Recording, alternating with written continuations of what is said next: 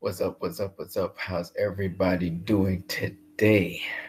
So, we're going to do a broadcast, and you see the titles already. So, we're going to get into it. Those of you who like comic book movies, this should be an awesome time for you. And I got a couple things to say, so let's get to it. Let's start with thanks be to God. I want to give God thanks for what He's about to do, what He's doing, and also what He has done. I want to give God thanks. That's the first thing I want to do before I get into anything else. I want to thank God for family. Family is, it's been very beneficial. I've been thank God for friends as well, friendship. I want to thank God for neighbors and neighborly people.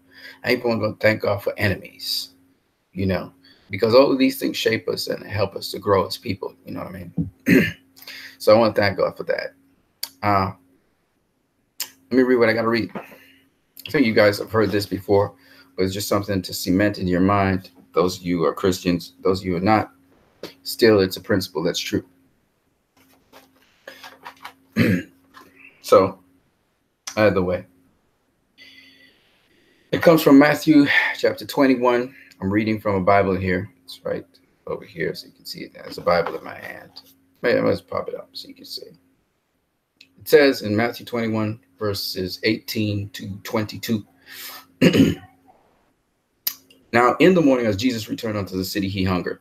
And when he saw a fig tree in the way, he came to it, found nothing thereon but leaves only, and said unto it, let no fruit grow on you from henceforth and forever. And presently the fig tree withered away. And when the disciples saw it, they marveled, saying, how soon is the fig tree withered away? And Jesus answered and said to them, truly, I say to you, if you have faith and don't doubt, you shall not only do this which is done to the fig tree, but also if you say unto this mountain, be you removed and be cast into the sea, it shall be done. And all things whatsoever you shall ask in prayer, believing, you shall receive. I've been speaking about this scripture for the longest while. And man, oh man, oh man. It is so true. And why I thank God for what is going to happen, what is happening, and what has happened is because these are landmarks. What has happened gives us confidence to thank God about what is happening, no matter what's happening. And it gives us thanks to thank Him about what will happen. A lot of times, people show a lot of powerful will and mind power.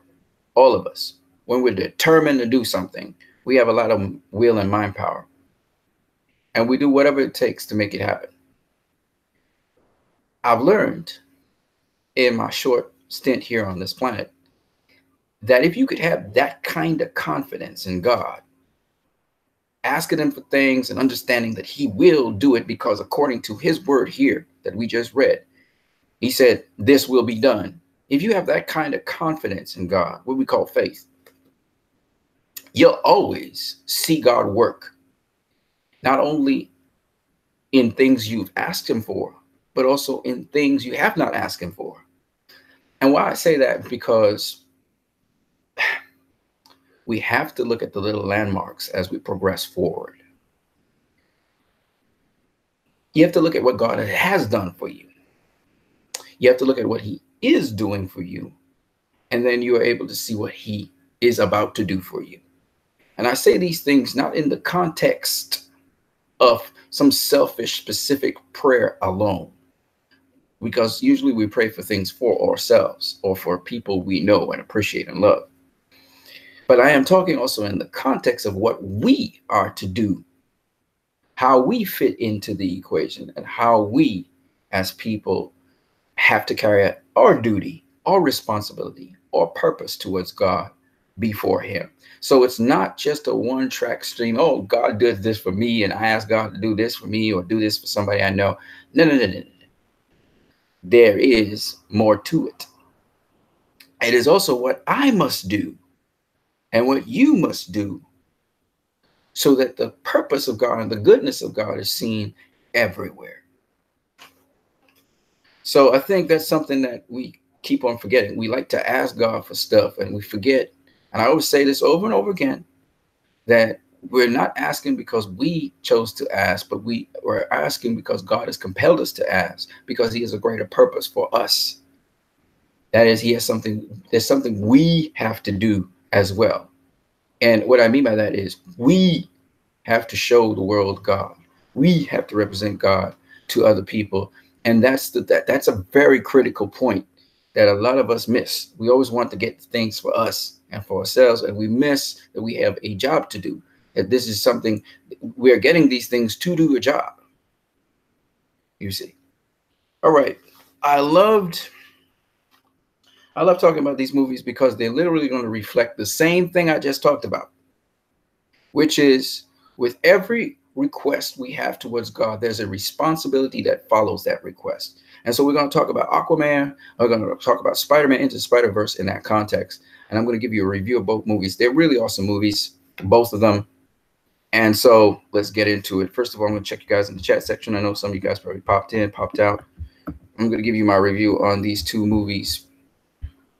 So let's get into it. First of all, right. So if you want to join in this chat, you can easily just leave your comments in the chat section. So you can go into the chat section, which is over here, the chat section, and you can leave your comments in the chat section. Very interested to see what you have to say as I go through this.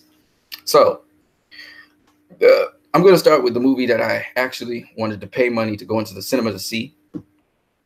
Both movies, I didn't pay a dime to go see them yet, but I intend to go with my cousin to go see Spider-Man Into the Spider-Verse in theaters. But I did go and watch it. I watched Aquaman, and then I watched Spider-Man Into the Spider-Verse. Both movies are awesome. Both movies are about a hero's journey. And both movies pretty much accentuate what I just said, that the goodness of God is not just, or should I say, when when you're developing or growing into something, there is purpose behind it. Purpose pretty much puts into context a lot of things. And so once you understand purpose behind something, now it's so much better when you get it. If you ask God for something, there must be some sort of purpose behind it. It's not just you are asking this thing for your own specific benefit. It's never that. It's also to facilitate a bigger picture contribution to the world, etc., to your immediate surroundings, etc. So I want to go into that right now with you guys. We're going to start off with Aquaman, which is a hero's journey. Aquaman references the Snyder Cut. I think a lot of people miss that. They talk about how it references Justice League, the theatrical cut, but they forget that it also references Justice League, the Snyder Cut. Okay. And so there is a part in Aquaman. I'm not going to be very linear on this, but I'm going to tell you a bit of the story. So it's semi-spoilerish for those of you who didn't see Aquaman yet. It's semi-spoilerish, but it's not. I'm not going to give away anything, right? I'm not going to tell you. If I'm going to do a spoiler review, I'll tell you guys I'm doing a spoiler review of Aquaman. If I'm going to do a spoiler review of Spider-Man Into the Spider-Verse, I'll give you a spoiler review. By the way, Spider-Man Into the Spider-Verse, which is an animated cartoon, is the best Spider-Man movie to date I have seen. It beats back Sam Raimi's Spider-Man, even though it borrows from it. It beats back Spider-Man 2 as well. This is the best depiction of Spider-Man I've seen. And you know what's the funny thing? If we want to talk about multiverses or Elseworlds, every single Spider-Man that appeared in that movie that was alive, that lived through the movie, was a multiverse or Elseworld Spider-Man. So I found this movie so much fun because they actually focus on the Elseworld or the multiverse Spider-Man and not the main Spider-Man. All right. Miles Morales is fantastic. I'm going to talk about Spider-Man. But first, we're going to start with Aquaman. And then what we'll do, we'll go to Spider-Man Into the Spider-Verse. And if you guys are still there, we're going to go after that to um, compare and contrast the two movies and how they did different things. And there's so much I want to say, so let me get to it. So the first thing I want to talk about with Aquaman, which is not very linear, just mention some things before I go into sort of an official-ish like review, is that in Aquaman it references the Snyder Cut, particularly where Aquaman is speaking to Mira about herself and Vulko. So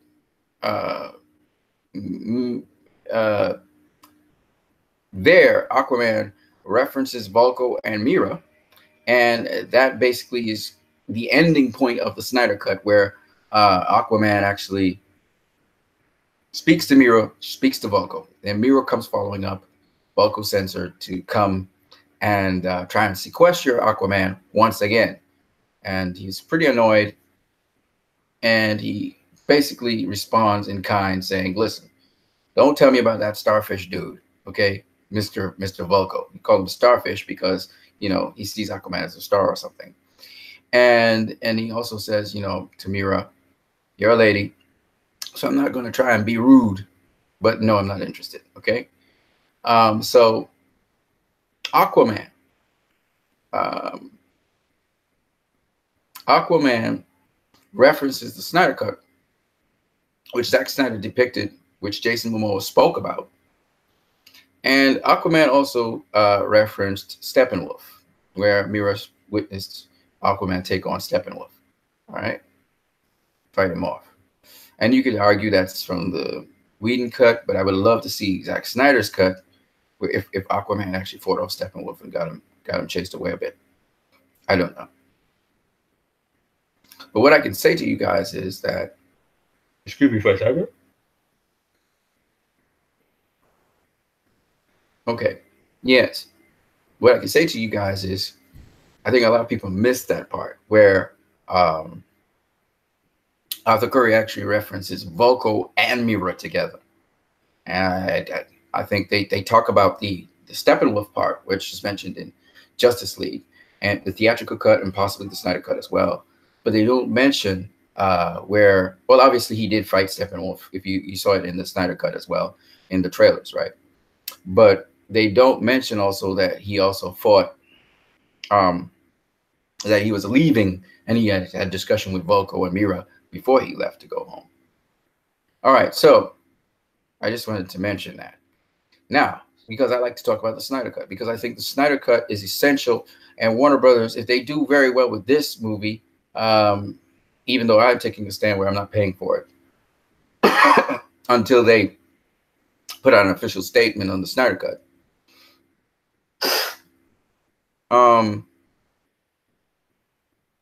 Even so, it doesn't mean that this movie wasn't good. This movie was fantastic. Aquaman. There were some real superhero-ish kind of ta-ta moments, but for the most part, it sort of felt something like Justice League somewhat, especially the soundtrack at certain points. But for the most part, it was very interesting. It was a very interesting movie. Storyline's pretty straightforward. How they did their flashbacks and stuff was pretty much like how Spider-Man and the Spiderverse kind of did their thing as well. It was nice and seamless. I heard a lot of people talk about how this movie was bat crazy and it was all over the place, and they didn't call it a mess, but they called it ludicrous. I personally thought that they tried to pull from the comics, and that I didn't see anything really crazy about this movie. Octopus playing drums didn't seem strange to me because there were animals pulling technology in Atlantis and so on. So it doesn't seem strange to me. And then we had all these new sea creatures that we saw. So no, absolutely not. Yes, it is somewhat fantastical, but still grounded in a certain degree of reality, I have to say. Also, I wanted to say about Aquaman that it wasn't funny. It wasn't a funny movie. I hear a lot of people talking about it was funny. I guess they get the humor from the fact that the movie kind of plays off of the, you know, some of those cartoons or comic book movies. But to say it was funny, It wasn't funny. It wasn't a funny movie. In fact, Justice League I thought was funnier than Aquaman. Aquaman had some humorous bits in it, but it wasn't a funny movie at all. In fact, it was a more of an adventure movie, if you ask me. Um, so, and it took itself very, very seriously. I mean, it took itself very seriously. You know, it actually reminded me of a Zack Snyder movie. To be honest with you, it felt like a Zack Snyder movie.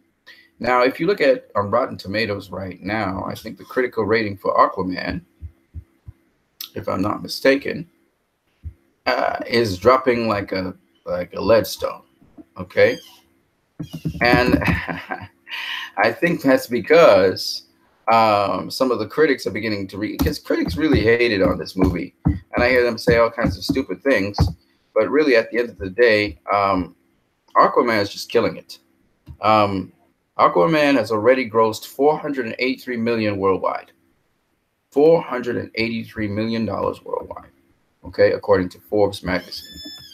And I don't think it's ever going to slow down. It's going to be a hit, and it's going to eat up. It's going to be December's hit. Now they're talking about Mary Poppins, you know, beating back Aquaman. That's possible. Mary Poppins is a classic, and it is Christmas time, so that is possible. But I would say this, that the name out there, when you're talking about movies, Mary Poppins doesn't ring the bells as much for comic book fans as, say, Aquaman. So for comic book fans, if you're a comic book fan, Aquaman's going to just by far be your movie you're going to see, because I'm not going to go see Mary Poppins. There's just no interest in Mary Poppins whatsoever. But I can see older people especially going and seeing the sequel, you know, Mary Poppins Returns. I can see that happening. But as to say that there's some love for Mary Poppins from me, I'm not hyped on Mary Poppins at all. So remember, Aquaman was at 78% on Rotten Tomatoes. Well, after 255 reviews, it's now at 64%. So it has dropped dramatically. However, the audience's rating of this movie is at 86%, which is, you know, very high. It's kind of like around where Wonder Woman was, and rightfully so. This movie, like Wonder Woman, has a mythological kind of background. Man of Steel didn't have a mythological background per se. I mean, Superman has a mythological. I mean, talking about in Greek mythology or something like that. Whereas Aquaman directly relates to Poseidon. We hear about Poseidon's people creating the trident that King Atlan carried, the trident of Neptune. And so you hear about this directly. Again, I'm being mildly spoilerish, okay? I'm going to give you some mild spoilers. It's really not going to affect you and your experience with this movie. This movie is a lot more than that. Now, I've heard people say that this is like 4, 5 different movies with 4 or 5 different origin stories. That's not true at all. This is one movie. And I've also heard people criticize this movie saying that Black Manta didn't need to be in this movie. And that's, again, absolutely false. Black Manta absolutely needed to be in this movie because he absolutely plays that role he usually plays. And it just to sort of give you a little spoilerish thing, for those of you who know the comics, Black Manta and Orm, they worked together. Ocean Master and Black Manta always had some kind of relationship, and you can fill in the dots from there. If you know the comics, then you would understand why Black Manta had to be in this movie. It was absolutely necessary, and I thought that they did an excellent job of not only showing how he became Black Manta, but also filling in that story arc to show you how King Orm was able to actually reach out legally and legitimately reach out, because King Orm couldn't just suddenly, you know, do what he was doing. He had to, you know, he had to have a henchman of some kind. And he had this henchman that helped him accomplish what he was trying to do all along. So, you know, Black Manta absolutely needed to be in this movie. I love how they portray Black Manta. He is human, you know. David Cage is a human being. And so the way how they executed that was just perfect, in my opinion, how they depicted Black Manta. and his role in the movie, and his angst and his hate and his revenge and his envy and his, you know, for some degree, his seeking of retribution. But again, you know, a lot of people try to justify Black Panther's position in terms of what he was doing. But, and, you know, even when, you know, Yaya tries to, you know, rationalize the motive behind Black Panther wasn't a good person. He was a bad person. And we all know this. Okay. He was a bad person. And when we meet him in the movie, he's doing bad things. Okay. So, you can't really rationalize Black Panther as much as Yaya is trying to convince people that he's a good person. He wasn't a good person. Okay, he and his father weren't good people. His grandfather wasn't a good person.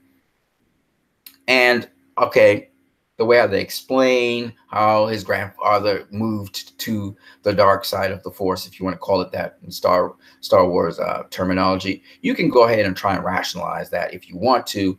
But at the end of the day, they all had choice, and his father chose a certain way and he chose a certain way. And so you cannot rationalize that. You know, these people, and you know, that's as much as I will say about that for now. But suffice it to say that I loved how they did Black Panther. I love how Black Panther fit into the story, into the plot of the movie.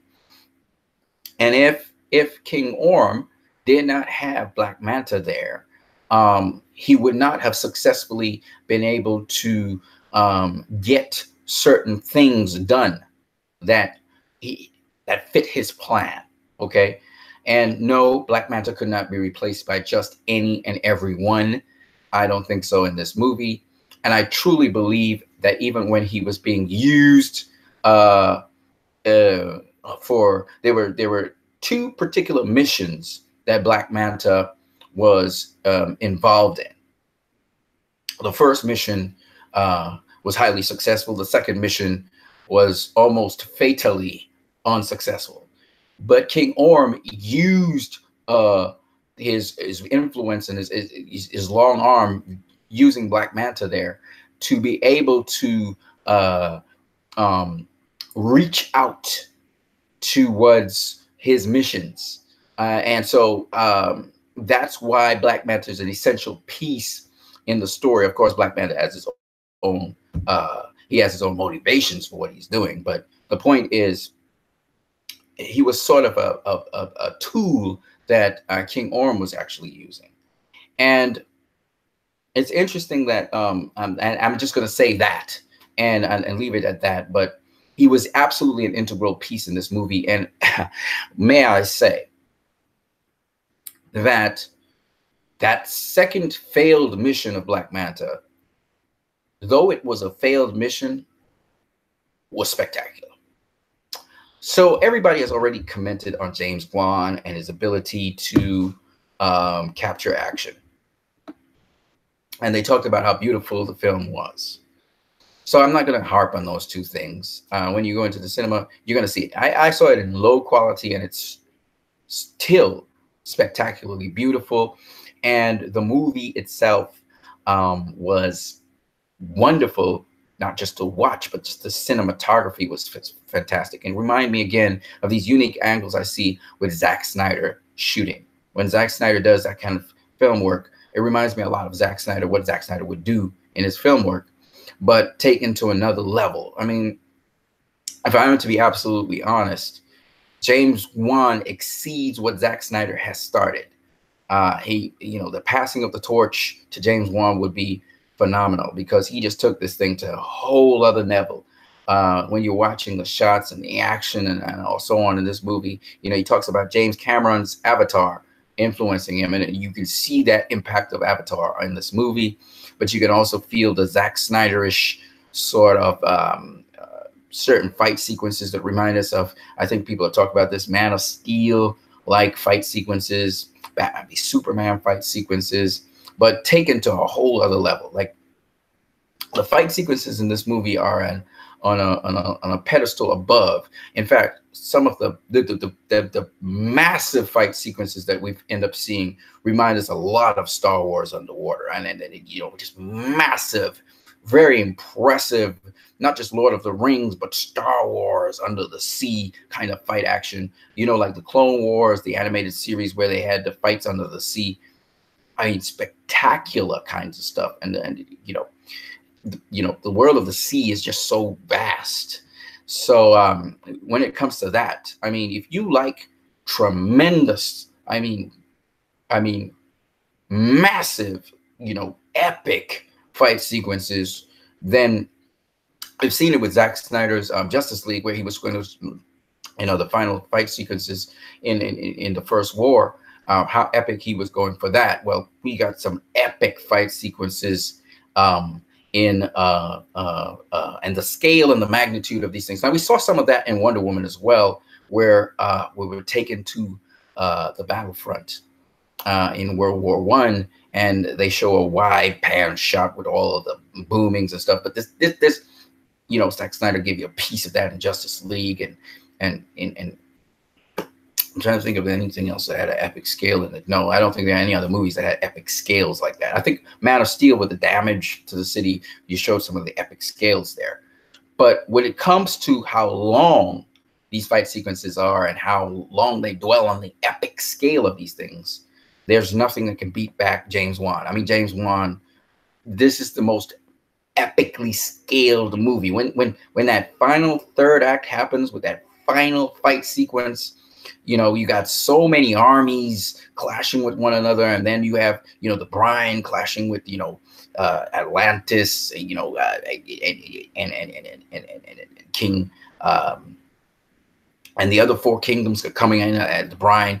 It's just epic. In fact, there are a number of epic sequences. One of the other sequence was with the trench, when we're dealing with the trench, and this just tremendous, like vast, like tremendous hordes of the creatures from the trench, just is epic. It's like huge, like massive scale. You go to Atlantis, it's a massive place, and it's just epic scale, beautiful stuff.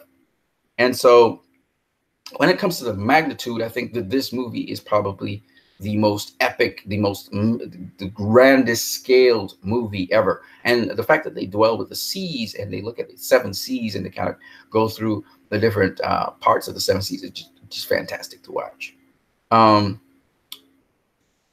So, Aquaman, so they were right. James Wan, when it comes to the filmography, spectacular, action is just off the charts. The filmography is just great. The colors, the sharpness of images. I mean, I was watching something. I was watching it on a poorly, a poor rendition, a cam, and that thing was still super sharp. And then Aquaman. Let's talk about the acting. The acting was fantastic. The actors went all in with their acting. They were sincere. People talk about there was a lot of cheese in this movie. Well, there's a lot of cheese in Wonder Woman, and but the sincerity of how they give their rendition of their stuff is what sells it. I mean, the actors sell what they're doing. Now people call it a self-aware movie. I call it a sincere movie. I call Aquaman a very sincere movie. I don't think of it as self-aware. Yes, I think it knows it's self-aware in some respects, and you hear Aquaman actually poke fun at it at certain points. He says some self-aware jokes about different things, and he uses jokes about different people, and you hear the self-awareness there. But I would say that for the most part, it's a sincere movie, and it's not as funny as people say. I mean, I don't really see. I see it more as there was less situational humor for sure, and there was much more, as we say, slapstick humor. But it wasn't snarly, snarky slapstick humor. It was more Aquaman being Aquaman and throwing jabs where he could. So Aquaman tends to be this Aquaman especially tends to be a badass director, and that's the kind of thing we got. So he's not really snarky as much as he's badass, and he's just being badass. So that's the feeling I got from it. I heard people talk about the rap part when they were coming out the sea, that it was just so odd and stuff. I didn't see it as bad. I mean, it reminded me of the Fast and Furious when you got a rap music and they're coming out the sea and they're going onto the land. That's pretty much all I got from it, really. Um, so I enjoyed the film for what it was. Particularly that James Wan said he was doing a swashbuckling adventure, which definitely it was. There was times when he felt peril and danger for Mira and for Aquaman, uh, especially in certain spots of the movie where certain things happen.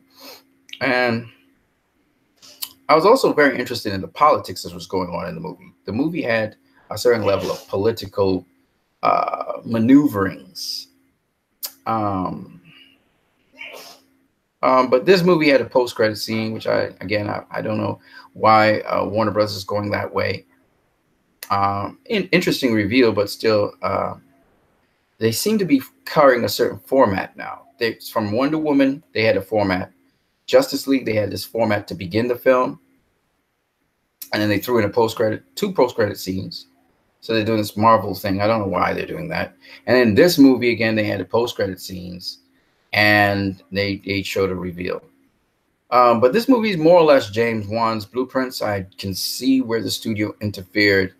And like I said, I thought the studio interfered in this movie, and correctly so. They did interfere in certain places in the movie, in James Wan's movie. You could feel it, the dissonance from what the tone of the movie that he's actually trying to portray. And so when you see this kind of just sudden tonal shifts, you know the studio interfered to some degree in the movie. But people seem to be enjoying it, so that's good. Aquaman, people say it didn't have emotional beats. I disagree again. Lots of emotional beats. The first emotional beat, of course, was the beginning with, well, the movie begins with Atlanta, quite frankly. Atlanta and Arthur Curry's father, Thomas Curry. And it begins right there. This movie is, in many ways, like some people have been saying, it is about the belief. Aquaman is about the belief by Thomas Curry, and more importantly, Atlanta, that he would become, that Arthur Curry would become this prophesied king. Because of his upbringing. So to a high extent, this movie is about Arthur is connected to his father and his mother, and it's a beautiful story. It ends in a wonderful way, almost like a Disney movie. It ends in the Disney-like, fantasy-like way, and kudos to them. They chose to end it that way.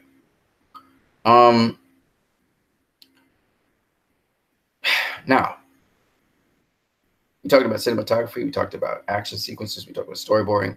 The directing for this movie was outstanding. The script for this movie was different to other DC movies. The script was a little bit different. Sort of like Suicide Squad. The script was somewhat about an adventure. So it was an adventure script. All right. It was an adventure script.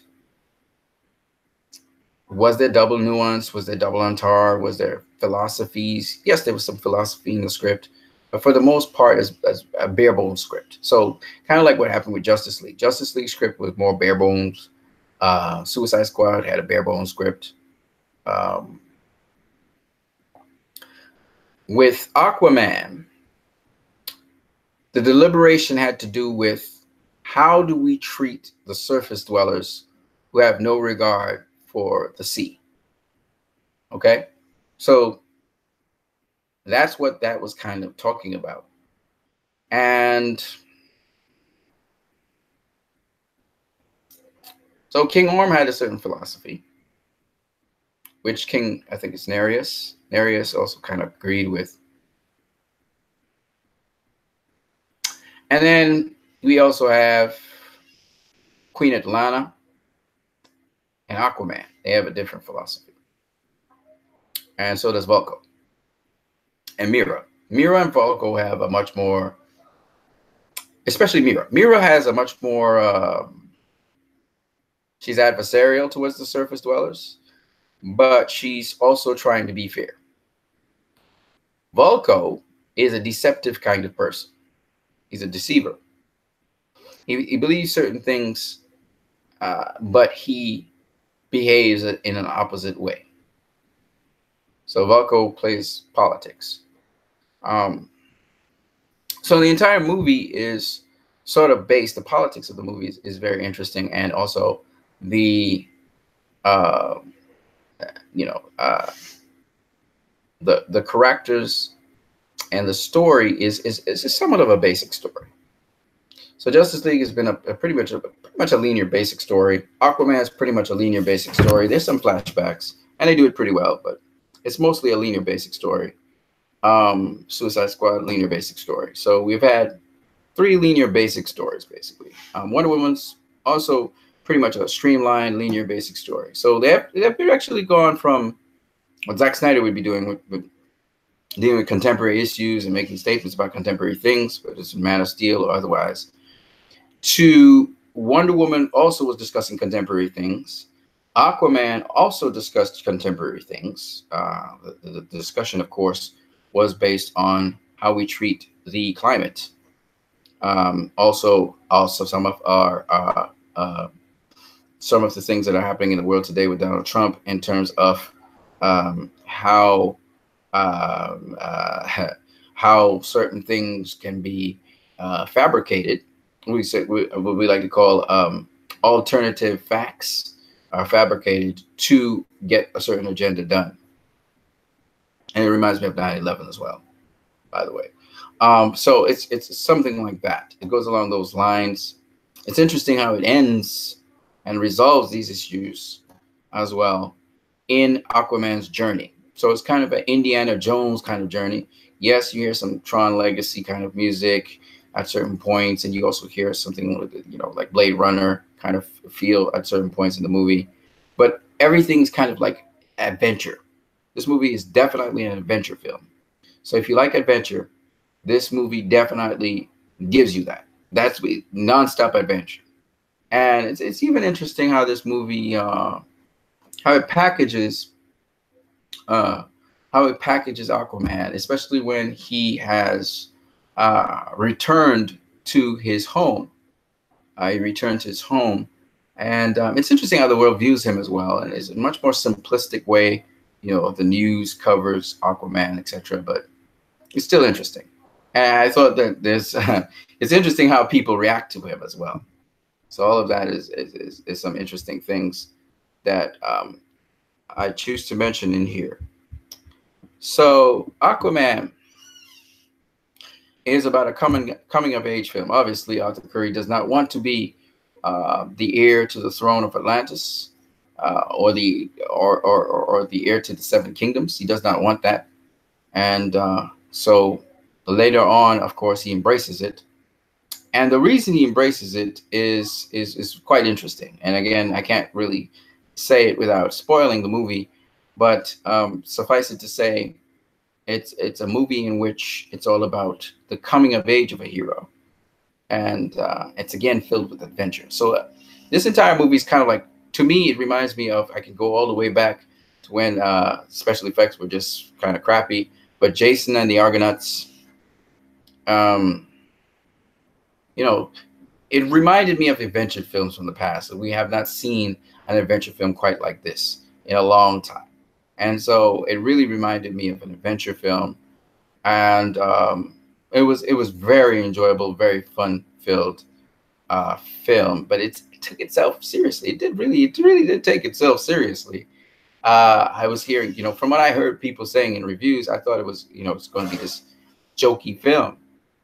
No, it's not a jokey film at all. It's not about jokes, none of that stuff. It takes itself pretty seriously, and it's very sincere, kind of like Wonder Woman. So I enjoyed everything. I don't think anything was really strange in there. Desiree79 says, "Hi there." Desiree79 says, "Aquaman reigns supreme." I do believe that's the movie people are going to go see.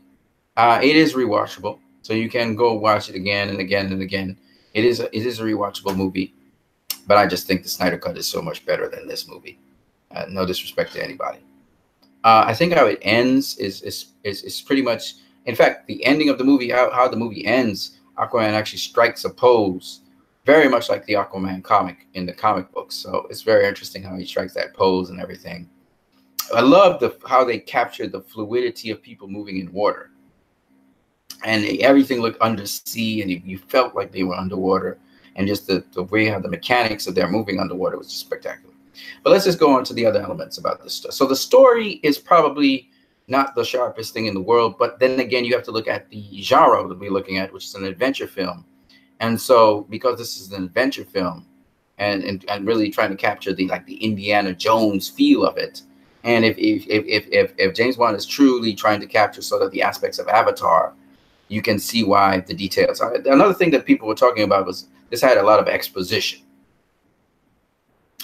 Honestly, that did not bother me one bit. In fact, I thought that the exposition was well done, because the exposition, once again, is describing, and you're seeing the scene of what they're describing in the exposition.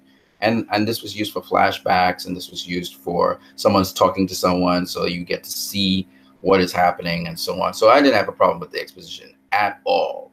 They was talking about it as exposition heavy, and I was like, no, that's how those older movies were. They did exposition, and they would be describing something, and you would be able to see it. Another thing that they talked about was there's 1,000 different storylines and origins. That's not true. This movie is very simple to talk about. This movie is about Aquaman growing to become, or should I say, Arthur Curry growing to embrace and growing to become Aquaman. That's what this movie is about. And at the end of this movie, he is Aquaman. Very much like how in Man of Steel, we had Clark Kent growing and learning how to become Man of Steel or Superman. Pretty much that. It's just like how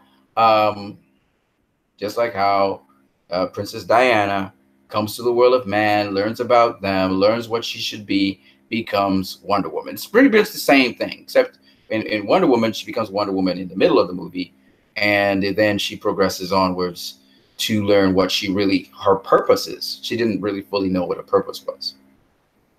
In this movie, in Man of Steel, Superman doesn't fully understand his purpose yet. He gets to know that in Batman v Superman, comes back in Justice League to fully accomplish his purpose, fully understand, be comfortable in himself. In Aquaman doesn't care about his purpose. Aquaman is not even receptive to that. He's not even engaging that aspect of himself. Hold on a second here. Desiree79 says, gonna watch it again tomorrow. Yeah, what Snyder did is always better, but we got to do it. We got to do with what we have. Well, first of all, let me just say though, Desiree79, that Duceray, I think it is. Duceray, I think it is. Sorry, I was mispronouncing your name. But first of all, I gotta say, James Wan actually did. In certain aspects, James Wan had a much more epic film than anything Zack Snyder has done. And in terms of certain choreography and fight choreography, he did a really fantastic job. And I gotta eat my words that special effects were just on point with this movie. So incredible. That you made things that are not real, you believe they're real. You know what I mean? So anyway, going back to what I was saying about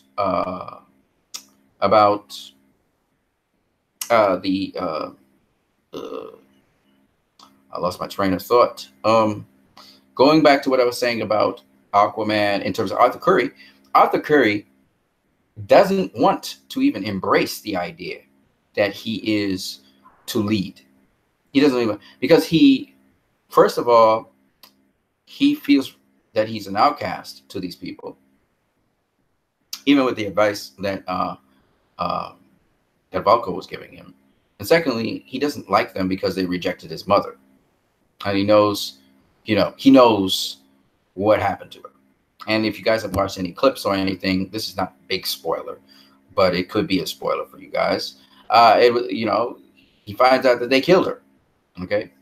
So he doesn't really want anything to do with them. So having said that, the continuity of Aquaman compared to the Justice League theatrical cut, there's a continuity mistake here, where Mira talks with Aquaman in a bubble, and when Mira is talking to Aquaman, Aquaman says, when she talks about how, Queen Atlanta had took her in, and Aquaman says, Aquaman said, maybe one of us. And she says, you dare speak to about Queen Atlanta that way? When I was a little girl, she took me in. And he was like, how sweet. And he turns to go, and he says, my mother left me without a thought. Now, that was his bitterness that was spoken in Justice League, but that does not translate into Aquaman. Aquaman actually has a different take on Queen Atlanta.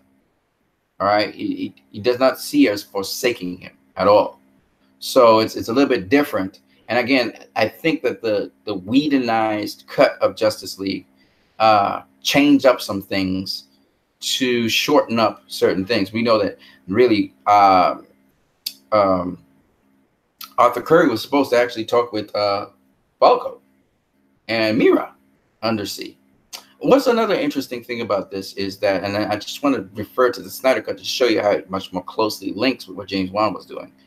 Another thing that I just wanted to say about Aquaman and the Snyder Cut is that when you look at what Jason Momoa has been saying about the Snyder Cut and how much he wants the Snyder Cut, I believe that, and just seeing what Aquaman looks like, how it's, James Wan spoke about how he really admires Zack Snyder and what Zack Snyder has done, and Zack Snyder's following James Wan stuff. And when you look at the movie Aquaman, as much as people are trying to distance James Wan from Zack Snyder, really and truly, this is kind of like a Zack Snyder movie. This is what a Zack Snyder movie would kind of feel sort of like in some respects. And when you look at, for instance, if you go in the DC universe online and you look at Titans, they seem to be copying things from Watchmen in Titans. So whether it's Jeff Johns or whoever is responsible for the writing, somehow Zack Snyder's influence on these movies is still carrying forward. Atlanta, not Atlanta. I agree. We need the Snyder Cut out to find out more. Yes, so definitely, Dosselrit. I wanted to say that, yes, so I'm addressing certain things that I hear people in social media saying, especially, the big, the big companies and the more famous channels. They're saying how, for instance, that, as I said before, there's multiple storylines to this movie. There's not multiple storylines to this movie.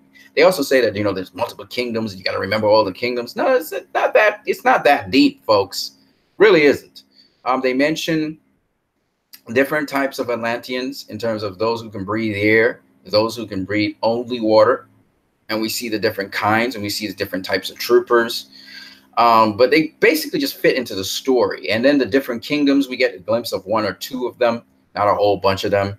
So we see the brine, we see the war with the brine. We see the trench people, the trench creatures. They pass through the trenches. It's not that elaborate or long, okay? And then we see also a fisherman people. And then, of course, we have King Nereus and his people, right? So that's basically it. And of course, Atlantis and their people. That's basically it. It's not like this exhaustive encyclopedia that they make it sound like, where you're seeing all these kingdoms in great detail and stuff. It's not really that exhaustive, okay?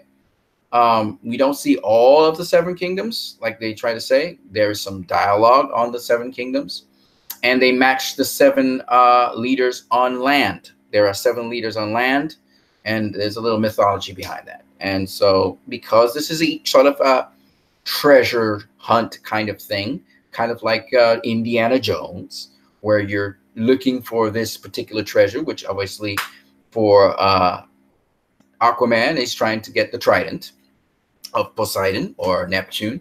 That's what he's really in search of. You're going to have clues on the way to get to that trident. That's basically what the story is, chasing you along clues. And because of that, we have to meet different kingdoms and go to different places. And meanwhile, King Orm, he's trying to, be Ocean Master, which he's supposed to be. And, some people were saying how Ocean Master Ocean Master was, on the nose when they said, you are Ocean Master. Not really. I mean, how else are you going to introduce him? He's Ocean Master. It's good that they call his name. So it's kind of like, again, when I listen to people talk about these things and talking about, it sounds so funny, I had to break out laughing. I'm like, why? I mean, he's the Ocean Master. That's why he's called Ocean Master. But I think there's just so much negativity towards DC and so much snarkiness and just negativity and a hold towards Warner Brothers that these people, they feel so inferior. And, like I said, there's these tongue-in-cheek half compliments towards Aquaman. These people would love to see Aquaman fail, but because it just killed it in China, there's nothing they can do about it, And that's why even when you look at the RT score, for Aquaman, it's dropping because there are haters out here. They're just simple haters out here who are Marvel fans, and they just want to see this movie fail. They would love to see this movie fail, but they know they can't because it's just going to, the box office is just going to kill anyway, right? So it is what it is. But at the end of the day, you can tell people are rooting for this movie to fail if they could, but they just know they can't because it's James Wan, and also because James Wan is sort of Asian, and then you got the first mixed race guy, playing this hero, so they can't just politically just dump on it like they would love to. So, but they really rooting for, you can tell they're rooting for Warner Brothers to fail. And Warner Brothers needs to understand, you just need to stop tampering with the director's stuff. If you get bad Rotten Tomato scores, so be it. But you know what? At the end of the day, people are going to come see your movies for two major reasons, Warner Brothers. And I keep on telling you guys this because nobody's ever seen a movie like this before. Nobody's ever seen Man of Steel like that before. Nobody's ever seen Batman v Superman like that before. Nobody's ever seen Suicide Squad like that before. No one's ever seen Wonder Woman like that before. These movies are making a huge difference in social media and in the world, and people are discussing these movies because they've never seen comic book movies done like that. And that's why when I talk about Spider-Man Into the Spiderverse and how Sony Marvel has upped their game in terms of animation, it's because of these movies. It's because of Man of Steel. It's because of Batman v Superman. It's because of the Matrix, Animatrix. It's because of these movies that people have decided to invest and really take it to another level, take the art form to another level. This is art, man. All right. And, people try to compare, for instance, Aquaman to Thor Ragnarok or to the Thor franchise. Like if, Aquaman was supposed to be some humor thing. And it's such a lie. Like Aquaman is nothing like Thor Ragnarok in terms of entertainment, story value. It's like saying, okay, Black Panther was about, Black Panther was like Man of Steel. No, Black Panther was not like Man of Steel. Man of Steel was Man of Steel. It was a totally different story. Black Panther was Black Panther. But people have continuously taken these movies and trying to compare them. I want to talk about Spider-Man Into the Spiderverse in a couple minutes, but I just wanted to spend some time on Aquaman. So, going through some other variables with you guys. One, so they've said that, it had multiple storylines. It didn't. The story was based on Orm taking over the surface and was based on Arthur Curry, who would later become Aquaman, stopping him from doing so. That's the whole story. And everything else is measured around that. Okay. So for those people who say Black Manta storyline needs to be out of the movie, they don't know what they're saying. The people who are saying that Black Manta, he didn't have enough time in the movie, they don't know what they're saying. They're just talking like fanboys. If they understood the story, he was adequately in the movie, and the way how things panned out for him panned out just fine because he's a human being. He's not super strong like Aquaman or Orm. Okay. Okay, so looking at another thing that people criticized this movie for, they said that, like I said before, that there was too much dialogue or narration. And I thought that this movie, that's the way how you do epics. For those who have never seen Jason and the Argonauts or any of those great epic films like Conan the Barbarian, etc., epic films from, I'm not talking about Jason Momoa's going to Barbarian, I'm talking about with Arnold Schwarzenegger. Any sort of epic film from the 70s, the 80s, even the 90s. Even actually, there was narrations in The Matrix. You know, or Morpheus narrated a lot of things to Neo. This is not something new to movies. Aquaman is a sci-fi movie. Obviously, you're going to have narration.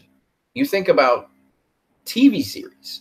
You think of what's it called? Krypton.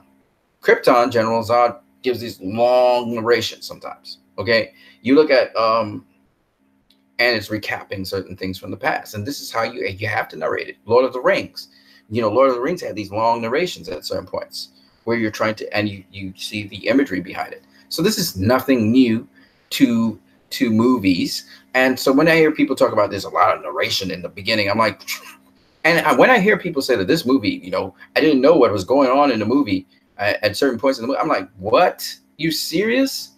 Are you serious? Has the population become so dumbed down they can't follow a movie now? It has to be a specific format. So I don't buy into those nonsense that people say, because Spider-Man Into Spider-Verse was organized and actually had its moments and its beats exactly like Aquaman. And they talk about Aquaman was a fast-paced movie. It was not a fast-paced movie, people. It had a lot of breathing room. All right. And you know what's funny is hearing people say, they said it was fast-paced, and then next minute they're saying some of the beats were held too long. You know, certain scenes were just held a little too long. It's so stupid. Like, the people who are saying that are haters. Okay. If you go into the cinema to watch a movie, Aquaman is more than sufficient for you to get through that movie. I can tell you that. It's well done, well paced, in my opinion, not badly paced. Those people who are saying it's badly paced, they're just either mouthing other people's opinions, not really processing information for themselves, or they've decided that they're going to just badmouth this movie. And so they had to find something to badmouth it for and nitpick. Now, the other thing that I heard people talk about is it's not as realistic as other DC movies. I find that very funny, because Wonder Woman was also not as realistic as other DC movies. Wonder Woman and Aquaman are based on Greek mythology. So it's going to be hard to make something mythological like that 100% grounded in reality. That's just like, but then again, Iron Man's not grounded in reality. Captain America's not grounded in reality. You guys try to make it sound like it's so, but it's not, because they have all these fictitious weaponry, these things floating in space. How are they doing that? You know, so if you're being real, Aquaman is more realistic than those movies, because Aquaman is talking about in the deep, and nobody knows what's down in the deep. Aquaman is based on the mythology of Atlantis, which actually science is now confirming there were cities buried under the sea. Some of them fell into the sea. Some of them got swamped over with the water. Now we learn how Atlantis became Atlantis. We wanted to know that in Justice League. Now we know it in Aquaman. Aquaman explains what happened to Atlantis, why they became under the water, and why people were able to breathe underwater, and how we had different species of people underwater, and how the kingdom got separated. So we learned all of that in Aquaman, and that didn't take much for me to understand. I mean, it's not like rocket science where it's like, oh man, wow, I just don't understand anything. No, come on, man. I'm able to give you context behind everything. And I thought they flushed out this movie really, really well. You know, the octopus playing the drums, I thought it was going to be funny and a joke. It wasn't a joke. It was actually serious. And actually, this octopus that played the drums is actually comic book accurate as well, which is amazing to me, because it's comic book accurate that the octopus is actually called Tonto. And so it's really crazy that James Wan was able to incorporate all these things into a movie and make it sort of grounded enough, and not only grounded enough, but weirdly enough, also interesting enough that you believe it, like they sell it to you. So where it's suspension of reality, they sell you the idea. In fact, to me, the suspension of reality in Aquaman is actually better than the suspension of reality in Wonder Woman. And it was just crazy to say, because you actually believe certain things that happen in the third act, even though people think it's outlandish. When you think about it, there's a science to it. Like, he communicates. I'm sorry, I said a little too much there, but suffice it to say, it's just amazing to see how they take what was a joke once upon a time and they turn it into something you actually believe, and something that's so massive and impressive that you're like, wow, it blows you away. Ray 79 says Aquaman is what Thor Ragnarok should have been. Yeah, exactly. Exactly. Exactly. Because you actually feel the stakes. You actually feel that, this guy could get killed by Orm. This guy could be destroyed. You actually, even though it's kind of Indiana Jones-ish, where they're, when they're doing certain things, I don't want to talk about it too much, but they're doing certain things and you feel the Indiana Jones and even the quips that they throw at each other at certain points because the adrenaline is running is very Indiana Jones-ish. So kids are going to really lap up this movie. They're going to enjoy it. Families can get to see it multiple times. This is definitely a family movie. And it has that little tongue-in-cheek where adults may not find certain things funny. Kids are going to love it. They're going to laugh. The kids are going to chuckle about it. The adults, not so much, but the kids, oh yeah, 10-year-olds, 8-year-olds, they're going to love it. They're going to love it. They want to go see it multiple times. So I can see how Aquaman is absolutely going to be a hit because of these kids, because the jokes really appeal mostly. Some of the jokes appeal to the kids. Some of the jokes appeal to the adults. But it's not a whole bunch of jokes, but it's just the adventure, the adrenaline. This movie gives you adrenaline rush at certain points in it. Ray 79 says, Aquaman isn't much Greek mythology, bar the reference to Poseidon. Atlantis is more akin to a folktale dating back to Plato. Right. But why I say it's more like Wonder Woman, Greek mythology, is not because it's directly related to the gods, but we know that Poseidon and Poseidon's people are what made the trident. And they literally reference that. And also, yes, Atlantis is it was a really advanced civilization for its time, and they were they've discovered certain things, and yes, it's more Greek mythology. Plato, but I still say it's Greek because Plato was a Greek philosopher, so it's still Greek mythology because it's not a true story per se that they're giving. It's a myth, but it's Greek, so I still think it's Greek mythology. It doesn't directly link to the Greek gods, but it's definitely Greek mythology. I still think Ray 79. And especially how they portrayed it and they explained it, I think it's still Greek mythology, in my opinion, even though it's not necessarily directly linked to the Greek gods. So anyway,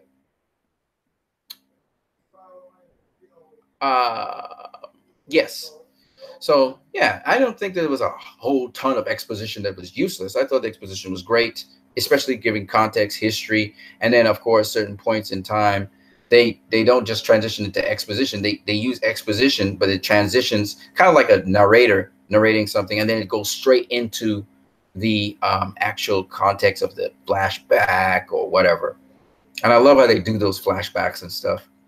Again, we've been seeing this in the DC universe for a long time. Wonder Woman, Man of Steel, Batman v Superman, Suicide Squad. We get flashbacks all the time. So you see the pattern of the DC movies. They have a pattern to them.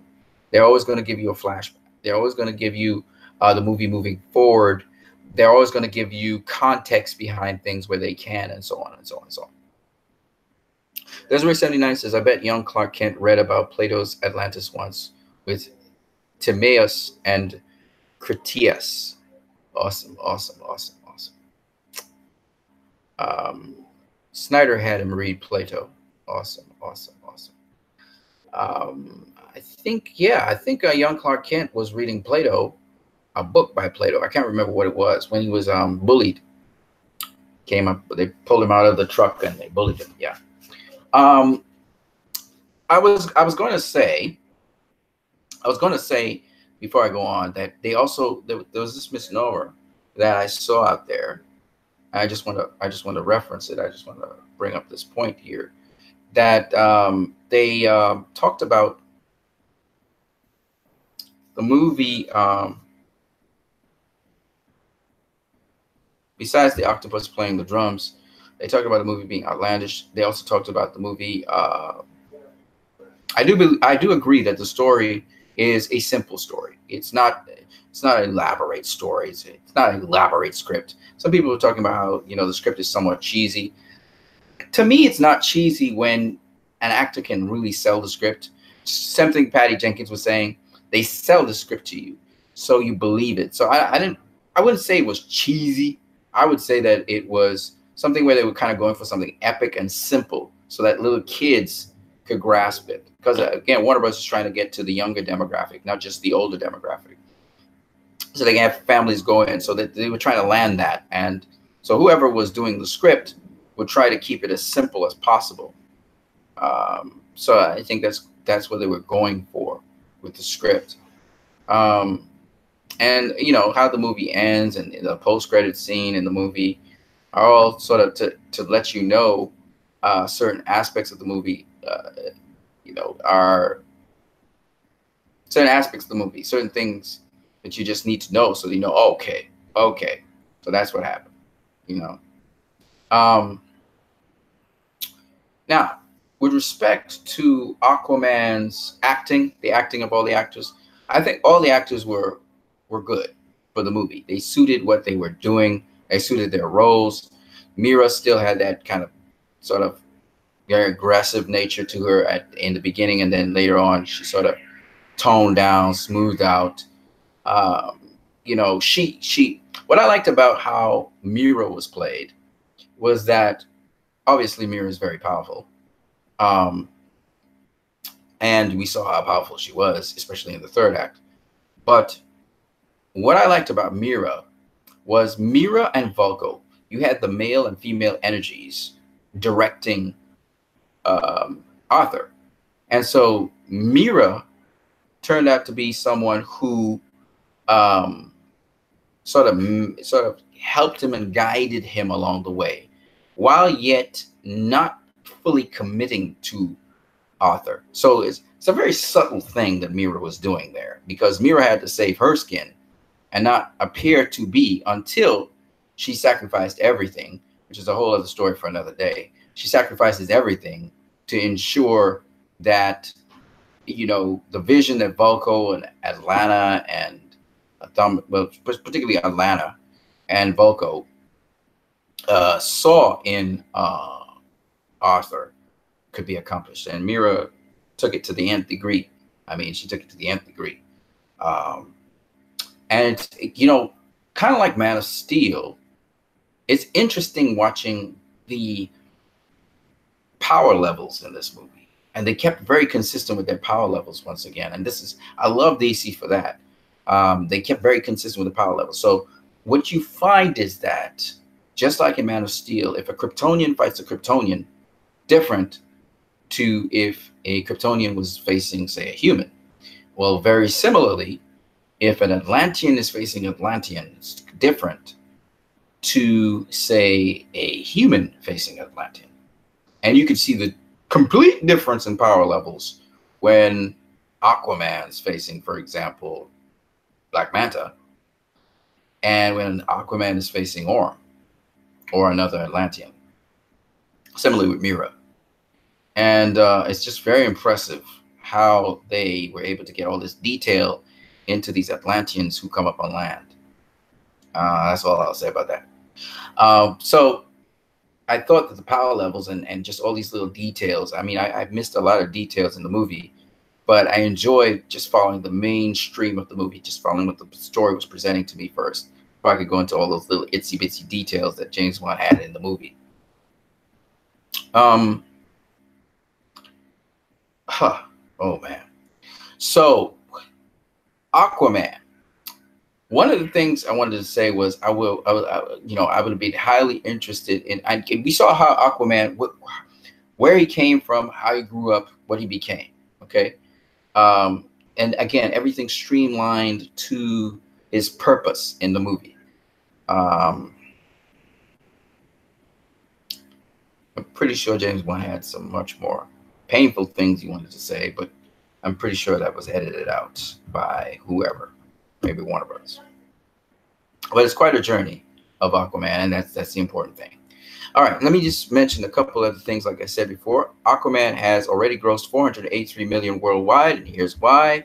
And this is done by Scott Mendelson, the DC hater, but for some reason he is talking well about it.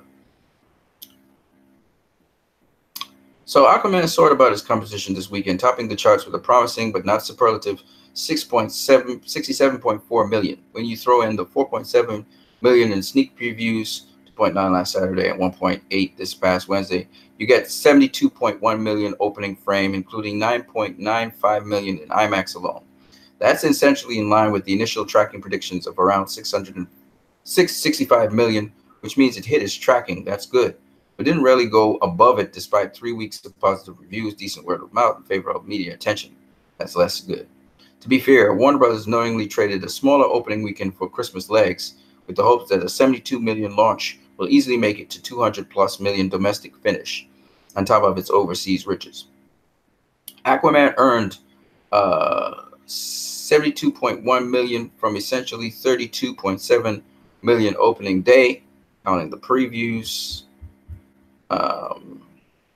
giving it, frankly, a lousy 2.2 weekend multiplier. Even The Hobbit, An Unexpected Journey, pulled a 2.27 weekend multiplier on December of 2012, as did Man of Steel in June 2013. However, the last three big Christmas movies, The Last Jedi, Rogue One, and Force Awakens, had a 2.0 multipliers, and they turned out okay. There's a difference between Rogue One Star Wars story snagging a 2x weekend multiplier and Batman v Superman doing likewise in March.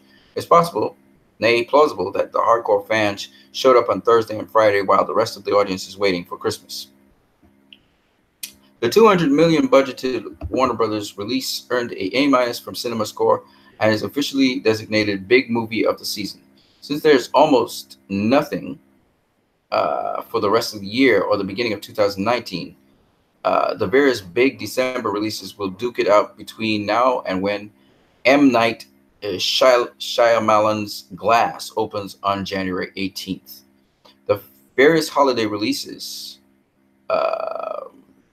10 newbies, counting Once Upon a Deadpool, plus semi-wide expectations of The Favorite and Mary Queen of Scots, begins between December 12th and December 25th, are counting on the wide open spaces for survival.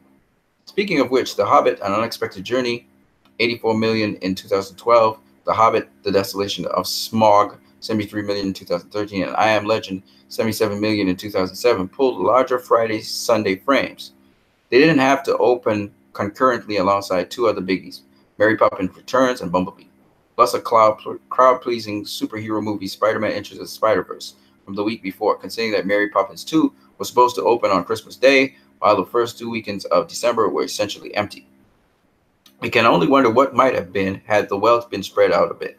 Nevertheless, it matters that Aquaman didn't just top the box office, but towered over its competition. All right, so this is basically what he's saying. And just to say, Spider-Man Into the Spider-Verse isn't doing that great right now. But then again, it's an animation film, so you have to kind of look at it in that context. Dosseret79 says, didn't go above the predictions because Disney moved Mary Poppins Returns there on purpose. Petty move. It doesn't really matter because Mary Poppins Returns, I guess they weren't trying to get the Christmas flow. Mary Poppins Returns is pretty much not going to affect comic book movie fans and kids. Kids are going to see any movie anyway.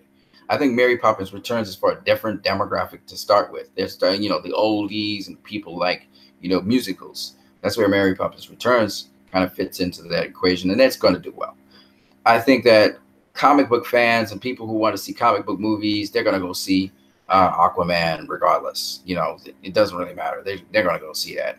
My two movies that I wanted to see this December was Spider-Man Into Spider-Verse and Aquaman. And this is just what it is. Like, Bumblebee was on the fringe. I still haven't seen Bumblebee, and I'm probably not going to see Bumblebee.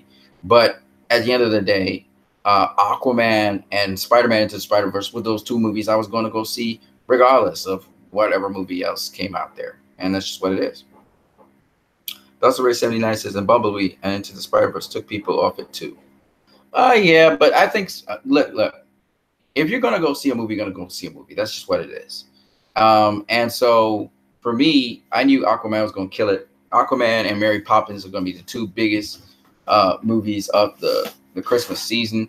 It's just what it is. Bumblebee is going to, be put to the side. Spider-Man Into Spider-Verse is going to be put to the side. We kind of know that now, just looking at the numbers and the figures. And just in case you don't know, Um, no matter how many negative reviews these critics want to put on these movies, especially DC movies, it's not going to change the box office for this movie. Aquaman is well ahead. It's well into word of mouth already. It doesn't matter. Let me show you what Spider-Man Into Spider-Verse is doing, and then I will show you its Rotten Tomatoes score. So Matthew Licona, first of all, these are just some of the most recent reviews for Aquaman. And just to show you how negative these people are and how much hate they have in their hearts for DC, here's some of these most recent guys. So on December 21st, 2018, Matthew Licona of San Diego Reader, who's supposed to be a top critic, he says this about Aquaman. But oh, those action sequences. This is what the Tron sequel could have looked and sounded like. So he was actually pretty positive about that, but yet he rated the movie 1 out of 5. Okay? That's because, of course, he downed the rest of the movie. James Berardinelli, he says, from Real Reviews, he's a top critic, he says, had this movie arrived as recently as 2 years ago, it might have been heralded as a higher-end superhero movie. Things have changed, however, in both the DCU and the MCU. So he, again, puts it down. He gives it 2.5 out of 4. And then here's another Rotten Tomatoes score by Jake Coyle, Associated Press. He's a top critic. The bright spots, Momoa, that octopus, can be difficult to really relish amid the oceans of exposition and a typically pulverizing, over-elaborate screenplay. So once again, negativity towards this movie. His rating, we don't know. He didn't put a rating. John Semley of Globe and Mail, top critic, says, in making the first DC superhero film in a long time to aspire to anything like levity, one finds a way to catalyze what might have been yet another dust-dry origin story. So he's talking about it being levity. I don't know what's up with these critics and levity. Like, they must have hee-hee, ha-ha jokes. I just don't get it. I don't find that the movie was funny, to really be honest with you. I thought it was more of an adventure film. Kind of reminded me of Indiana Jones. There were 1 or 2 jokes here and there sprinkled around, but it was more of an adventure film. And I really enjoyed that it was an adventure film. Like Suicide Squad, like Justice League, like Wonder Woman. These films remind me of higher-ended superhero films. It reminds me of Captain America: The First Avenger, which is a much more serious film. It reminds me of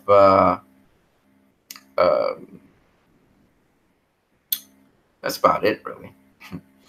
Because most of the Marvel films are just a big fat joke. They really joke a lot and ridiculously.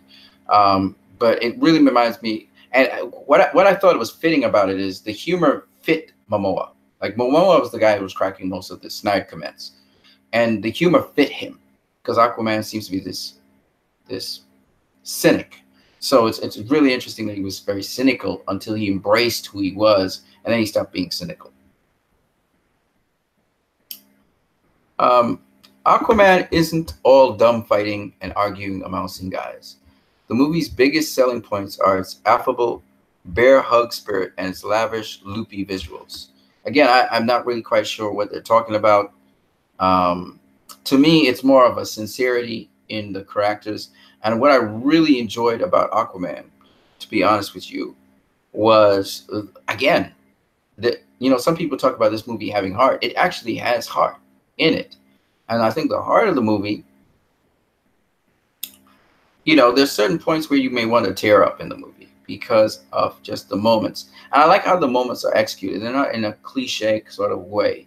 There's a specific moment in the movie where, there's a reunion. And it's very touching. And even the ending of the movie, how the movie ends, and how the movie starts off speaking, there's aspects of the movie. Okay, best way to describe it is the movie discusses aspects of mercy. It speaks about mercy.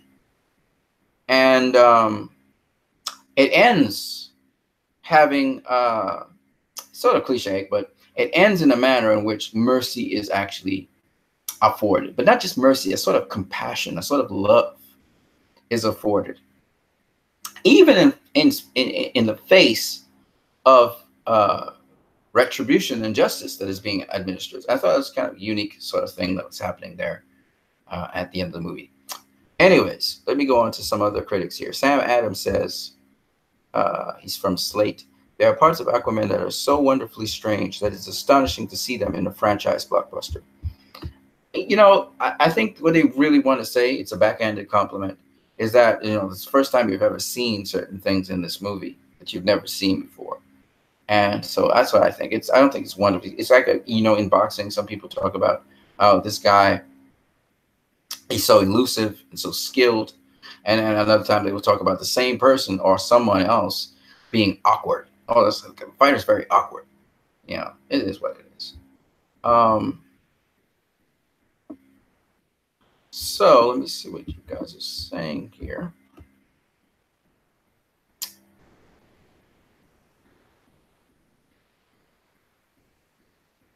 Bumblebee into the Spiderverse took people off it too. Right. So you were still talking about thing. So let me just go into, so these are some of the reviews of Aquaman. Tim Brennan talks about, we have another movie about a biracial hero coming to terms with his place in the world. A superhero film that enthusiastically embraces its more ludicrous tropes and a sprawling epic that makes the movies of the DCU worth watching again. Tom Brennan, he understands the politics involved there, where it's pushing a biracial hero, and the movie's about biracialism or about someone of two worlds. So there's all these subtle tropes inside of there that are going on, as well as, let me just make a mention of Vulko. I love the politics of Vulko.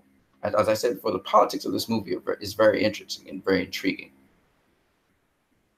Jared Mubarak talks about Buffalo Vibe. He says, Aquaman dares to be its own beast, and with a charismatic hero at its center to bridge the divide, DC remembers playfulness can be actually a boon.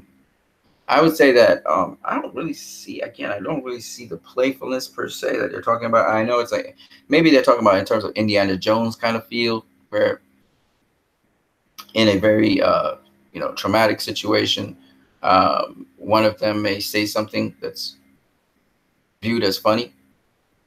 But it is what it is. Aquaman is goofy and messy and sprawling and hyperactive and jokey. Okay, so I'm just going to end that there because they're just always about the jokes, which really annoys me. So Spider-Man Into the Spider-Verse. The rating for that movie is ridiculous. It's at 97%, 292 people. 8 people thought it was rotten. And the sad thing about this is that if it has a Marvel tag on it, all of a sudden you get different kinds of comments. The latest entry in a fully saturated genre that somehow, through sheer creative gumption, does something new. So, for some reason, Spider-Man Into the Spider-Verse is given favorable reviews, while Aquaman is given snarky, negative comments. No one has anything negative to say. Oh, well, actually, it's more experiment than an actual film, says Matthew Raza. He had a rotten review, and the spectacularly colorful, varied, and busy animation is impressive but bombastic, leaving little room to wonder and suggesting exertion rather than inspiration. And that's by Richard Brody. Now, usually critics dissect and destroy films or whatever, but at the end of the day, I think that when you look at the reviews of Spider-Man Into the Spider-Verse, Spider-Man Into the Spider-Verse has a lot of things in common with Aquaman in terms of storytelling. There are flashbacks, there's exposition, a lot of exposition in there as well. You know, there's exposition describing Spider-Gwen and you know, Spider-Man, Peter B. Parker, and so on and so on and so on. There's a lot of exposition. There's a lot of also you know, literally they have bubbles in this movie. Like they have the thought bubbles. It's crazy. So they really patent this movie after the comics and the comic books. They like literally did that. And it's just amazing that we get 90, what is it? We get a 97 Rotten Tomato score for that movie. The audience is 95% of them liked it. I was one of them. And again, that movie, strangely enough, which is, to me it's very ironic, that movie, strangely enough, is given this super fresh score because it's Marvel attached to it. And what's the funny thing is, if you look at the negative critiques, they're pretty much the same kind of critiques that Aquaman gets. But for some reason, they put a positive spin on something, and all of a sudden it's fresh and it's creative. So what, James Wan wasn't fresh and creative with his stuff too? So this is the hypocrisy and the politics, interestingly enough, that we see in Hollywood. It's very much a political thing. And so it's basically they're saying, well, what you like is what you review, and you say you like it, you know, because I like this style of movie. And that's not what a critical review should be. And so, as I said before, I call out the bluff on these guys and the hypocrisy of them. So anyway, like I said, we are, you know, we're given purpose. And so with Aquaman, his purpose is executed through the movie, and he fulfills his purpose. He fulfills what he's supposed to do. The things that are supposedly mythological turn out to be real. And, you know, it's interesting that they mention these things being mythological to start with, and then they speak about it being real afterwards. But it's really a lot of fun to watch. And it's quite a journey. It's an adventure.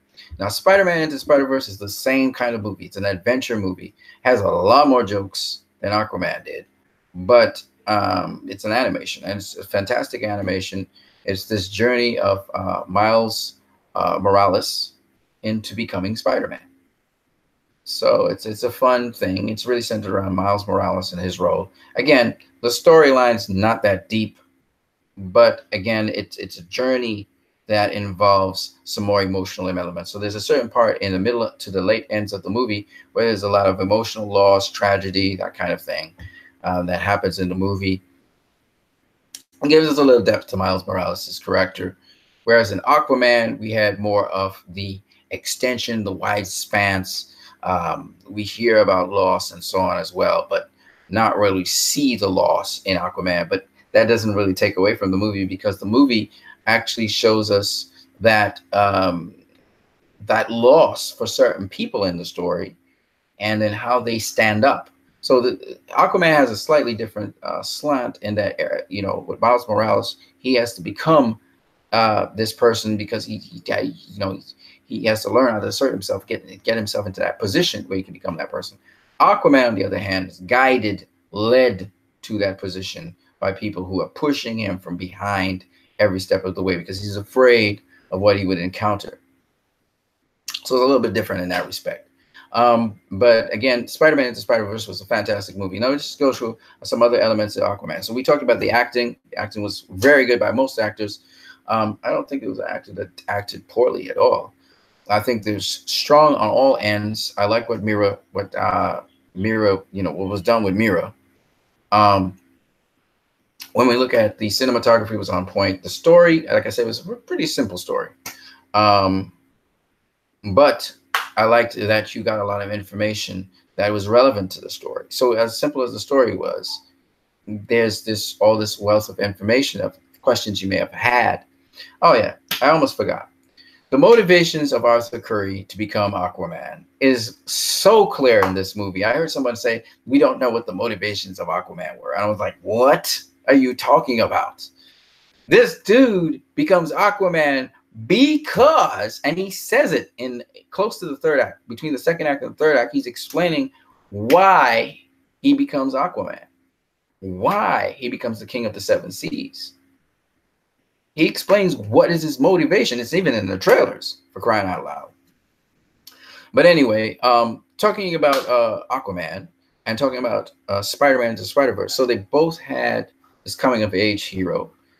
They were all surrounded by heroes as well. So I thought it was pretty interesting. As well as the other thing that I thought was interesting was how they needed to have this particular thing, you know, what they call the, they needed to acquire a particular thing and then use that particular thing to be this hero that they had to be.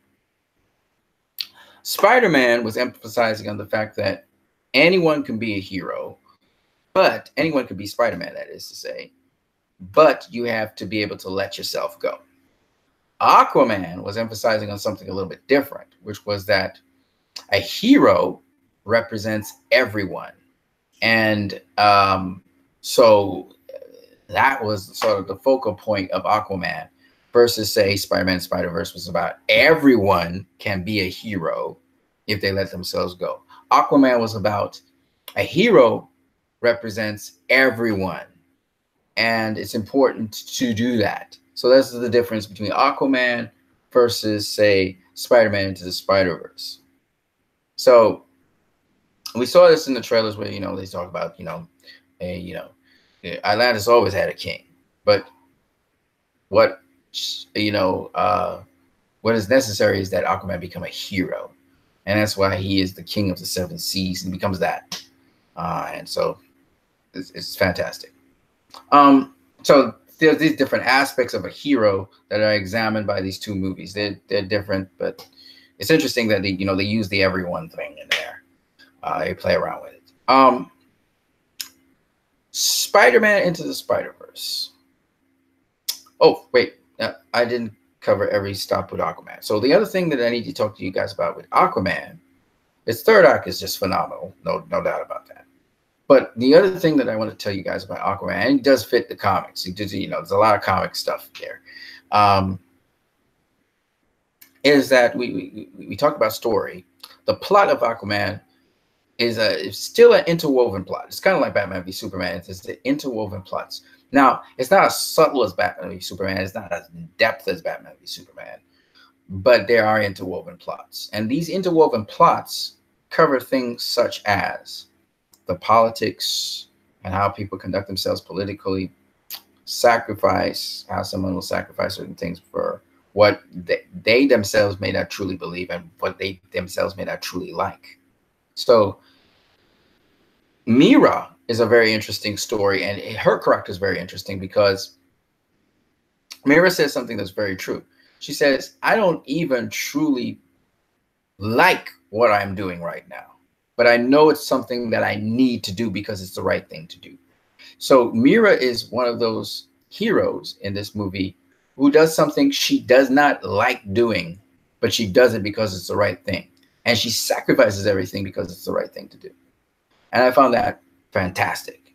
So there's all these different little nuances inside of this movie, but I don't want to go into all of them. Suffice it to say, the plot of the movie is pretty much it's a intermingled plot, but it's more linear than it's intermingled. It's kind of like Wonder Woman, the plot of Wonder Woman or Justice League, right? Or even Suicide Squad, which is a paper thin plot. Suicide Squad is probably the thinnest plot of them all. So when we look at in terms of an overall score for Aquaman, entertaining movie, very entertaining, very epic. So based on that, I give it an 8 out of 10. When I'm ranking the DCU movies, Batman v Superman is obviously at the top. Then comes Man of Steel. Then comes Wonder Woman. Then comes Aquaman. Then comes Justice League. Then comes Suicide Squad. That's how it goes for me. But definitely a movie you may want to go see. You may even want to go see it again. Definitely a family movie. So your kids are going to want to see this movie multiple times. Kids are going to love this movie. I'm going to tell you that right now. Is it a kiddie flick? No, it's not a kiddie flick. It's an adventure film, which is different. What I mean by that is kiddie flicks throw kiddie jokes and have stupid humor and stuff like that. This movie is all about the adventure. So this is probably the adventure DCEU film. This is an adventure film. And once you understand that, you should be fine. It's along the lines of Indiana Jones and that kind of stuff. Wonder Woman was not an adventure film. Wonder Woman was a war film. Even though Diana was going on an adventure, it was more of a war film. This film is purely an adventure film. It's mostly an adventure film, and you're on a ride. It's an adventure ride. So that's what this film is. Yeah. All right, so let's go to Spider-Man Into the Spider-Verse. Spider-Man Into the Spider-Verse, cinematography, wonderful. Animation, fantastic. The character, the voice acting, on par. It's just great. The characters are fine. The plot, the story, like I said before, is not very deep. but doesn't really matter. It's an adventure story. Um, the plot, the plot is exciting because of the visuals and stuff. But again, they give the plot some room to breathe. But for the most part, it's not an intermingled plot. It's actually a linear plot. Um, some of the predictable beats you would get in movies are there. But what I like about it again is the fact that then this is why it's the best Spider-Man movie ever. You got all these different Spider-Men in this movie. They have to kind of team up sort of way. They have to figure out what they're going to do with each other. And there's some stakes in the movie because, I can't tell you what the stakes are, but there's some peril. There's some stakes in it.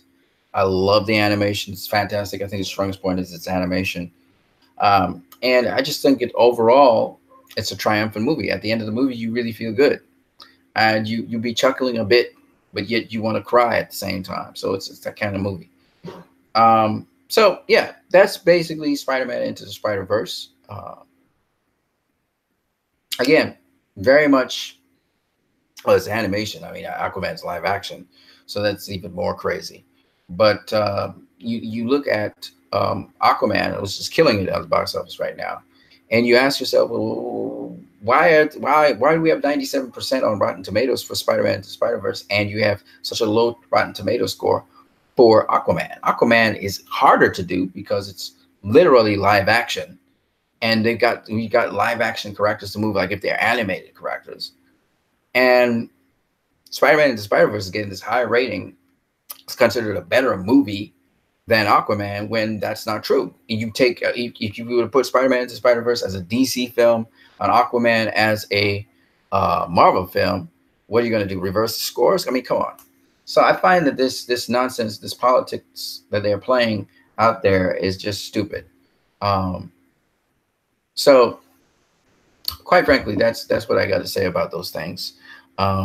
If you guys have anything else to say, fine. But that's what I have to say about those movies. I think that when you look at Aquaman and you look at Spider-Man Spider-Verse, I think that these were two really fantastic movies. They are sort of, you always have to find a MacGuffin of some kind. There's a MacGuffin in there to stop something, to stop, the end of the world, as they say. Both movies have that, and so that's what it is. But most superhero movies have a MacGuffin somewhere. I mean, Infinity War. So, in talking about the best movies for this year, I would say Aquaman is up there. Black Panther, Aquaman, Black Panther, live action. We're talking. Yeah, those are the two best comic book movies for this year: Aquaman and Black Panther. In terms of Spider-Man Into Spider-Verse as an animated feature, it's probably the best animated feature I have seen. I think the only other one that's better is Batman Arkham something. I can't remember, but nah, it's not even as good as that. The animation on Spider-Man Into Spider-Verse is awesome. It's off the charts. It's probably the best animated film I've seen ever, except for maybe Spawn. So that's how I feel about that. Remember, you can leave your comments, guys. I see all you guys watching. You can leave your comments. Yeah, so Spider-Man Into Spider-Verse is a must-see. I think you guys should go see it, support that movie.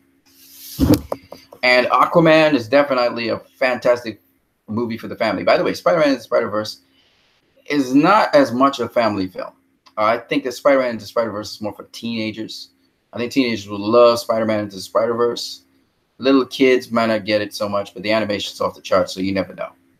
But when it comes to, and it's funny, but when it comes to Aquaman, 10-year-olds, 8-year-olds to 10-year-olds and up will really enjoy that movie, and that's why I think it's going to just cream it at the box office, kind of like Wonder Woman did. So it's a movie, must-see movie. And again, another groundbreaking film because now it covers people of both worlds, as they like to call them, biracial people and stuff. So Warner Bros. Being very progressive with their movies, always giving you something different every single time. And they're really ahead of the curve. I'm looking forward to more of their movies. It's a pity, man. If they would just put out the Snyder Cut or make a statement on the Snyder Cut, I would be able to go and actually pay my money to go see Aquaman. But as it is, I'll be putting my money down on Spider-Man into Spider-Verse to see that on the big screen. I'd love to see Aquaman on IMAX as well. But we'll see. We'll see how it all pans out.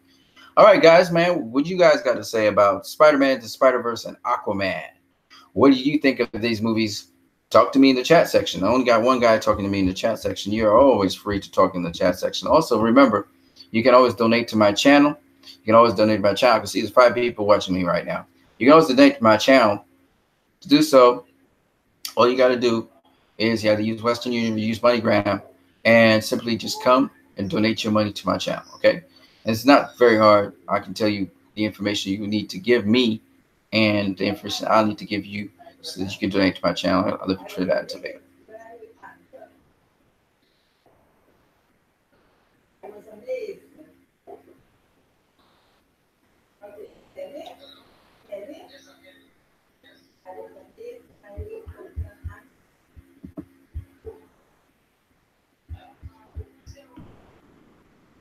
All right, folks. So that's basically it for what we got to talk about today. Spider-Man into the Spider-Verse and Aquaman. I will definitely be going to see Spider-Man into Spider-Verse in theaters on Monday with my cousin. Hopefully everything goes well with the family so I can actually be able to do that. I don't know. We'll see. And then when it comes to Aquaman, I would love to go see Aquaman. But Warner Brothers, this is for you. Warner Brothers, make a statement on the Snyder Cut. What's wrong with you people? Make a statement on the Snyder Cut so we can just get that out of the way so I can continue going and watch DC films. I'm not going to watch another DC film if you guys don't clear that statement on the Snyder Cut. You got to do that. So that's what I got to say. You guys have a great day. Remember what I was saying to you guys about purpose. Both of these movies were about purpose. You know, Miles Morales, he is purpose. I will not say what it was, but he had a purpose, and he just had to see if he was capable to live up to that purpose. And then with the other one, Aquaman, he just totally rejected his purpose until he was guided close to where he had to be, and then finally pushed over the edge to accomplish his purpose. And once he accomplished his purpose, you know, as Miles Morales, both guys were comfortable in their purpose and were happy that they were accomplishing their purpose. And this is how it is with Christian experience in life in general. All right. So I hope you guys enjoyed this video. Leave your comments in the comment section as much as you would like to. Your boy is out. Peace.